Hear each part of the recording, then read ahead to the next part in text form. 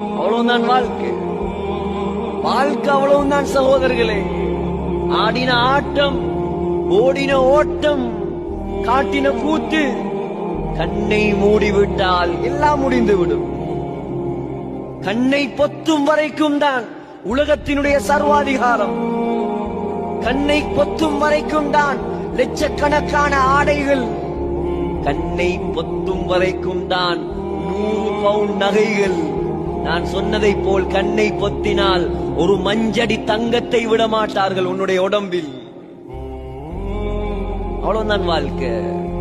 எனவே மௌத்தாக வந்தவர்கள் நாம், இருக்க வந்தவர்கள் அல்ல, நாம் இறக்க வந்தவர்கள். நாம் எதற்கு வந்தவர்கள்?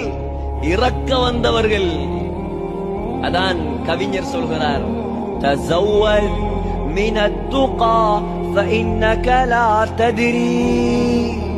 மனிதனே, உலகத்தில் வாழக்கூடிய காலத்தில் நீ சொத்துக்களை சேர்க்காவிட்டால் பரவாயில்லை, காணி பூமி வாங்காவிட்டால் பரவாயில்லை, அல்லாஹ்வுடைய அச்சத்தை சேர்த்து வைத்துக்கொள், தக்வாவை சேர்த்து வைத்துக்கொள். ஏன் தெரியுமா? فإنك لا تدري. உனக்கு தெரியாது.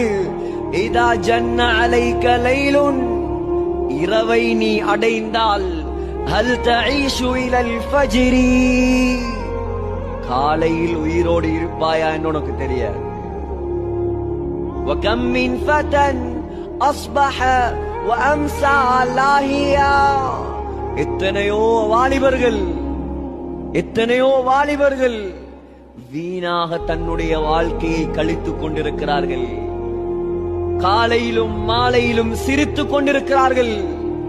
பள்ளிவாசலுக்கு வருவது கிடையாது, தாய் தகப்பனுக்கு கட்டுப்படுவது கிடையாது, ஆசான்களுக்கு கட்டுப்படுவது கிடையாது.